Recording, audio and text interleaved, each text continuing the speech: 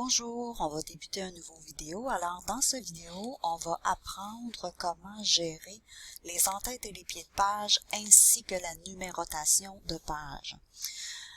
Donc, on va se préparer tranquillement pour faire ça. Alors, je vais écrire un petit texte.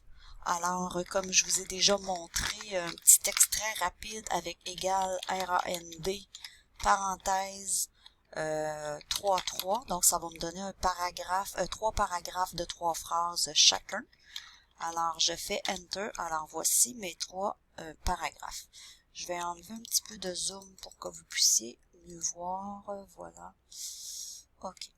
Alors maintenant, je vais encore enlever un petit peu de zoom. Ok, voilà. Donc, ce qu'on va faire maintenant, on va ajouter un en-tête à notre document.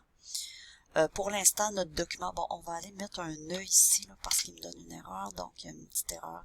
Alors, ce que je vais faire tout de suite aussi, c'est de sélectionner tous mes paragraphes et de faire un petit justifié ici pour avoir égal gauche-droite.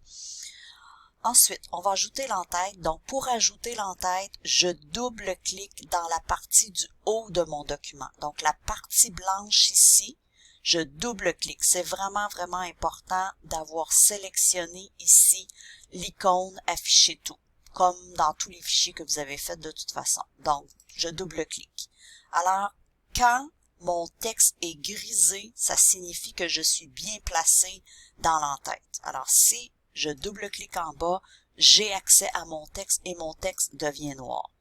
Donc, je double-clique dans la partie en-tête et je vais écrire la gestion d'un hôtel.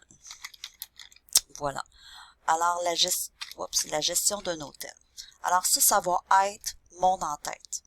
Alors, si je veux ajouter une petite bordure sous mon en-tête, je vais sélectionner mon en-tête et je vais venir ici dans Accueil, dans le petit icône qu'on a vu tout à l'heure, bordure. Alors, je viens cliquer, supposons, sur ce bouton-là et j'aurai tout de suite une bordure en dessous. Je peux venir aussi ici prendre bordure et trame si je veux changer mon type de ligne. Donc, si je veux avoir, par exemple, une ligne double, comme celle-ci. J'ai oublié de sélectionner le personnalisé. Vous voyez, il m'en a mis dans les 4 coins. C'est pas grave parce que j'avais pas d'autres lignes. Quand on n'a pas d'autres lignes, c'est pas grave, mais si j'ai d'autres lignes, il va les enlever. Alors, dans ce temps-là, c'est toujours préférable de faire annuler. Dans notre cas, c'est correct. Donc, nous, on veut une ligne seulement sous l'en-tête. Donc, le sous, c'est celui qui est en bas. Donc, je vais garder seulement celui qui est en bas. Je vais venir lui donner une couleur bleue. Et je vais recliquer en bas pour l'avoir en bleu. Parce que tant que j'ai pas cliqué dessus, il sera pas bleu. Alors, je vais faire tout simplement OK. Je viens d'ajouter une bordure sous mon en-tête. Ensuite de ça, alors la bordure est ajoutée sous mon en-tête. On va aller maintenant travailler dans le pied de page. Alors, je vais monter mon document ici, jusqu'en bas. Et vous allez voir ce que je vais faire, c'est que je vais... Ça ici, c'est le bas de mon document. Pour travailler dans le pied de page ici, ça veut dire pour numéroter ou écrire quelque chose, je dois double-cliquer en bas de mon document. OK? Donc, au même titre tout à l'heure que dans l'en-tête, je vais double-cliquer en bas. Alors, ce que je vais vous montrer maintenant. Quand vous êtes positionné dans le pied ou dans l'en-tête, ici en haut, dans la règle, vous avez la position de gauche pour placer du texte dans le pied, la position du centre pour placer quelque chose de centré et la position taquet droit pour placer quelque chose à droite. Donc, nous, ce qu'on va faire, on va utiliser la partie droite parce qu'on veut paginer en bas à droite. Donc, je vais faire tab, tab, parce que ce sont des taquets qui se trouvent dans ma règle. Donc, si je veux me rendre à 15, je dois faire tab une fois pour me rendre ici et tab une autre fois pour me rendre ici. Oups. Alors, on s'en vient ici, je m'excuse. Alors, pour numéroter, qu'est-ce qu'on va faire? 2 choses vraiment importantes pour numéroter. Donc, quand je suis dans le pied, j'ai ici, dans le groupe en-tête et pied de page, numéro de page. Donc, je vais prendre la petite pointe de flèche qui est ici, première chose à faire, position actuelle. Et position actuelle, je vais choisir numéro normal. Même si le 1 me paraît à gauche, il va toujours placer son numéro de page où est positionné mon curseur. D'où le titre position actuelle. Donc, si je clique ici, vous allez voir, ma page est paginée à 1 en bas. Donc, j'ai fait position actuelle et ensuite, la pagination s'est faite. Donc, j'ai déjà mon numéro 1 qui s'est ajouté. Ensuite de ça, si j'ai plusieurs pages dans mon document, alors supposons que j'ai 2 pages dans mon document et j'ai pas d'autres textes à écrire dans la première page, donc je vais pouvoir sauter à la prochaine page. Pour sauter à la prochaine page, vous allez appuyer en même temps sur les touches CTRL et Entrée. Donc, CTRL et Enter, les deux en même temps. C'est la même chose que faire ici. Si je m'en viens dans Mise en page ici et que je fais saut de page, page, c'est la même chose que le raccourci CTRL Enter. Donc, si je le prends ici, vous allez voir, ça vient de me faire un code de saut de page. Donc, un nouveau code masqué qu'on n'avait pas vu encore dans les autres vidéos. Donc, le code saut de page.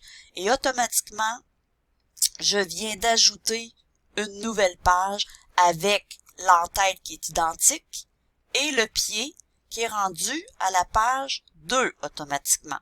Donc, le saut de page pagine automatiquement la page suivante. Et si je monte pour voir l'entête s'est répétée d'une page à l'autre. Donc, je clique ici, je pourrais me faire un autre rend, par exemple, de 2-2 et avoir 2 paragraphes de 2 phrases chaque. Et là, je pourrais venir justement justifier mes 2 paragraphes pour que les 2 paragraphes soient égales gauche-droite. Alors, je vous montre ce que ça donne. Alors, on revérifie ce que ça donne. On se place sur la première page, on regarde l'entête, la gestion d'un hôtel avec mes 3 paragraphes. J'ai mon saut de page ici. Je continue. Alors, on se déplace. J'ai ma pagination 1 sur ma première page. L'entête s'est répétée sur ma deuxième page. Et ensuite, j'ai la pagination à 2. Donc, si j'avais d'autres pages à ajouter, je pourrais soit continuer de taper du texte ou soit me faire un saut de page. Donc, le saut de page, on a vu, CTRL et Entrée. CTRL et Entrée, ça m'apporte un autre code de saut de page. Donc, je suis rendu à 3 pages. Donc, ça, c'est ma page 3. La gestion d'un hôtel égale rend. Je vais faire juste un 1 cette fois-là. Donc, un paragraphe de une phrase. Et je descends, je devrais avoir un 3 pour ma pagination. Donc, quand on a un document très simple comme ça, avec les entêtes et les pieds qui se répètent, donc gestion d'un hôtel partout sur toutes mes pages, je le fais une fois et à chaque page, ça va se répéter. Et la pagination, quand j'ai un document très simple comme ça va débuter à 1 et ça va se poursuivre. Donc, la seule chose qu'on a eu à faire pour insérer notre numéro de page, c'est d'aller dans, je vais vous remontrer, on a double-cliqué dans notre pied, ok, donc dans le pied ici. J'ai fait 2 fois tab, donc tab pour me rendre au bout à droite. Ensuite de ça, j'ai fait numéro de page, je vais vous le montrer ici, numéro de page, et j'ai choisi position actuelle, le premier choix. Et c'est ce qui m'a apporté mon 1, qui est complètement au bout à droite de mon pied, sur toutes mes pages. Alors, je vous remercie de votre attention. Vous savez maintenant comment insérer l'entête d'un document et de paginer un document très simple. Donc, c'est un document qui répète son entête et qui continue de numéroter de 1 jusqu'au nombre de pages souhaitées en faisant des CTRL-Enter à chaque fin de page. Si, cependant, vous avez une page qui est pleine de texte, automatiquement, ça va sauter à l'autre page. Donc, vous n'avez pas à faire le CTRL-Enter si votre page est pleine. Cependant, si vous avez des petits paragraphes comme ça, il faut couper Donc, on commencera pas à faire Enter, Enter, Enter, Enter jusqu'à la fin de notre page. On va couper pour se placer directement un saut de page.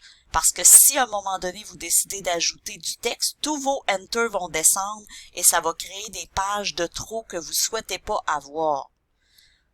Donc, c'est un petit peu comme ça que ça fonctionne pour un document très simple. Et si vous décidez de ne plus avoir de deuxième page, il faut enlever un code de saut de page. Donc, on va se placer ici si c'était le cas. Donc, je suis dans ma première page et je vais venir au début de mon code et je vais appuyer supprimer sur mon clavier pour justement enlever mon code de saut de page. Et il y a un autre supprimer pour enlever le retour de trop. Et cette fois-ci, je vais avoir seulement 2 pages dans mon document parce que j'ai enlevé un code de saut de page que je voulais pas avoir. Donc, vous pouvez le supprimer très facilement. Donc, si j'enlève mon code de saut de page, je me retrouve avec une page en moins. Alors, quand vous vous retrouvez des fois dans un document Word avec une page de trop, c'est qu'il y a un code de saut de page souvent qui s'est placé sur la page qui est blanche. Donc, en faisant afficher tout, alors avec le petit caractère ici, vous allez voir maintenant le code de saut de page sur la page de trop et vous allez pouvoir tout simplement le supprimer. Donc, pour vous aider à enlever la page blanche qu'il y a de trop à la fin. Alors voilà, on se reparle pour une prochaine vidéo. Merci de votre attention.